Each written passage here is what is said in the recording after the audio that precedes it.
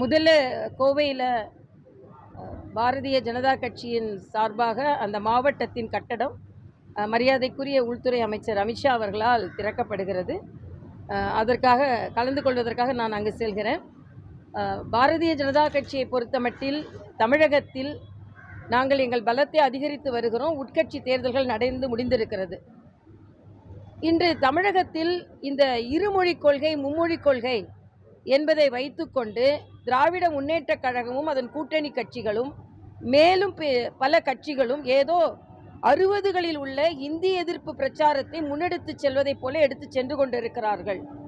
இனி நீங்கள் செய்திகளில் பார்த்தீர்கள் என்றால் தங்கள் வீட்டு குழந்தைகளையே ஹிந்தி படிக்க வைத்துவிட்டு எல்லா பொது இடங்களில் உள்ள பலகைகளில் உள்ள இந்தி எழுத்துக்களை அழித்து கொண்டிருக்கிறார்கள். ஆக பொதுமக்களின் சொத்துக்களை இப்படி சேதப்படுத்துவதற்கு இவர்களுக்கு உரிமை இல்லை. வெளியூர்லேருந்து ஒருத்தர் வராரு, இங்கே இறங்கணும், அவர் என்ன பண்ணுவார்? ஆக இது எவ்வளவு குறுகிய மனப்பான்மையோடு நீங்கள் செயலாற்றி கொண்டிருக்கிறீர்கள். குறுகிய மனப்பான்மை என்றால் ஏதோ பாஜகவுக்கு தமிழ் மீது அக்கறை இல்லை என்பதை போல எடுத்து செல்லாதீர்கள். பாரதிய ஜனதா கட்சிக்கு தமிழ் மீது அக்கறை இருக்கிறது. தமிழ் இன்னும் பாரத தேசம் முழுவதும் போக வேண்டும். இந்தியா முழுவதும் மட்டுமல்ல, உலகம் முழுவதும் போக வேண்டும். பிரதமர் முதல்வர் உலகம் முழுவதும் உள்ள தமிழர்களை அவர் தனது இது சப்போர்ட்டுக்கு இழுத்துக் கொள்கிறார். ஆனால் நீங்கள் பார்த்தீங்கன்னா உலகத்தில் உள்ள தமிழர்கள், இங்கே இருந்து சென்ற தமிழர்கள், நான் கனடாவில் படிச்சிருக்கேன், லண்டனில் படிச்சிருக்கேன், ஆஸ்திரேலியாவில் படிச்சிருக்கேன். அங்கே போனால் கூட அவங்க வீட்டில் தமிழ் மொழி தான் பேசுகிறாங்க. ஆனால் இன்னைக்கு முதல்வர் என்ன சொல்லியிருக்கிறார்கள்? இருமொழி கொள்கையினால் நாம் ஆங்கிலத்தில் நாம் பாண்டியத்துவம் பெற்றோம், அதனால் ஆங்கிலத்தை வளர்த்து இந்த உலக அரங்கில் நாம் பிரபலமாக இருக்கிறோம் சொல்ற. அப்ப தமிழை வளர்க்கவில்லை, இருமொழி கொள்கையினால் ஆங்கிலத்தை வளர்த்தீர்கள். இதுதான் தவறு. ஆக ஒரு அந்நிய மொழியை நாங்கள் கற்போம், ஆனால் ஒரு பாரத தேசத்து மொழியை இன்னொரு மாநில மொழியை தான் மறுபடியும் இவர்கள் இதை திசை திருப்புகிறார்கள். இதை மக்கள் நன்கு புரிந்து கொண்டு இன்னைக்கு மக்கள் பார்த்து சிரித்து கொண்டு இருக்கிறார்கள். எங்கள் குழந்தைங்களை நாங்கள் 3 மொழி படிக்க வைக்கிறோம், உங்கள் குழந்தைங்களை 3 மொழி தான் படிக்க வைக்கிறீங்க, ஆனால் இருமொழி கொள்கை என்று வெளிப்படையாக பேசி கொண்டு வருகிறீர்கள் என்று மக்களை சிரிக்க ஆரம்பித்து விட்டார்கள் என்பதைத்தான் நான் சொல்ல வேண்டும்.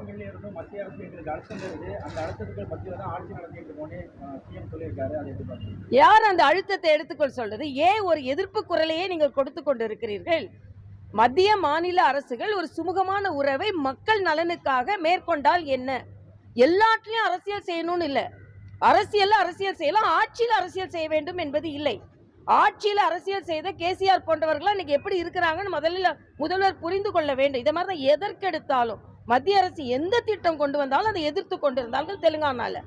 அப்ப மக்கள் தங்களுக்கு கிடைக்க வேண்டிய திட்டத்தை தடுக்கிறார்கள் என்று அவர்கள் வருவதை மக்கள் தடுத்தார்கள். அதனால மக்களுக்கான திட்டங்களை தயவு செய்து அனுமதியுங்கள். நீங்க ஈகோ தான். இப்போ பிரதமர் மருந்தகம்னா இல்லை, நான் முதல்வர் மருந்தகமா என்று கொண்டு வருவேன். எல்லாத்துலேயும் ஈகோ பார்த்தா மக்களுக்காக நீங்கள் பணியாற்றுங்கள். இன்னைக்கு இந்த மொழி பிரச்சனையை வைத்துக்கொண்டு திராவிட முன்னேற்ற கழக ஆட்சியில் உள்ள பாலியல் குற்றங்கள், பெருகி வரும் கொலை குற்றங்கள், சட்ட விதி மீறல்கள், இவற்றையெல்லாம் அவர்கள் மறைக்க பார்க்கிறார்கள். ஏதோ இன்னைக்கு கருப்பு கொடி காங்கிரஸ் காமிப்பாங்கன்னா, எங்க ஸ்டாலின் போறாரோ அங்கதான் காங்கிரஸ் கருப்பு கொடி காண்பிக்க வேண்டும். என்னென்றால் இந்த பாலியல் குற்றங்களும் மற்ற குற்றங்களும் தமிழகத்தில் அதிகரித்து வருகிறது. அதை பாருங்க. அதை பார்க்காம இன்னைக்கு அண்ணன் செல்வ பெருந்தகைக்கு அவர்கள் கட்சிக்குள்ளேயே, ஏன்னா திருப்பரங்குன்றத்துக்கு போறோன்னு அறிவிக்கிறாரு, ஸ்டாலின் வேணான்றாரு, உடனே திருப்பரங்குன்றத்தை ட்ரிப்பை கேன்சல் பண்றாரு.